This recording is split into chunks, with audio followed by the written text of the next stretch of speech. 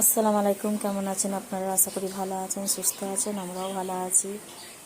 আজ বৃহস্পতিবার, আর ওয়াশিং মেশিনটা চালিয়ে দিয়েছি, বেলার দিকেই করেছি, তাও ওই একটা দুটো মতন এরকম।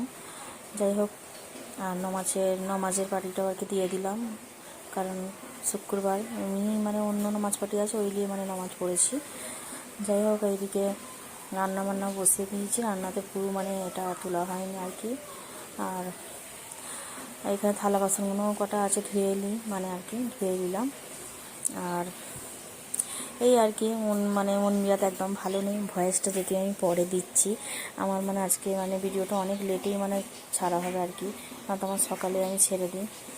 আর মন মেজাজ খারাপ, কারণ আমার যেই ফোনটাতে আমি ভিডিও বানাই, ওয়ান প্লাস ফোনটা আর কি আমার ভেঙে গেছে। ভেঙে বলতে ডিসপ্লেটা চলে গেছে।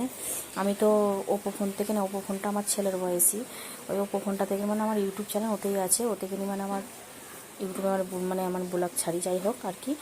আর ওতে কিনে ভিডিওটা করি ওয়ান প্লাসটা সেরকম বেশি এখন, ওতে খালি ফটো তুলি আর ওই ভিডিও করি। যাই হোক, ফোনটা পড়েছে আর কি, ডিসপ্লেটা চলে গেছে। ওই 8 থেকে 10,000 টাকার মতন খরচা হবে।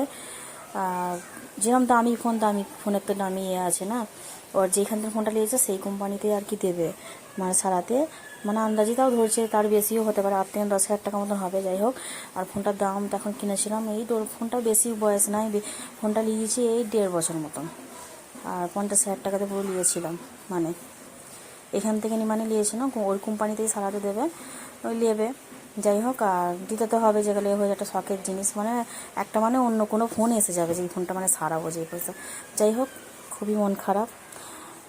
সাইডে লিজেন আমি আজ আর কি আগের দিন শুক্রবার তো ভয়েসটা দিচ্ছে, শুক্রবার আমার কোনো আমি ভিডিও করিনি, মন মেজাজ এত খারাপ কি বলবো। যাই হোক, ভালো থাকবেন, সুস্থ থাকবেন।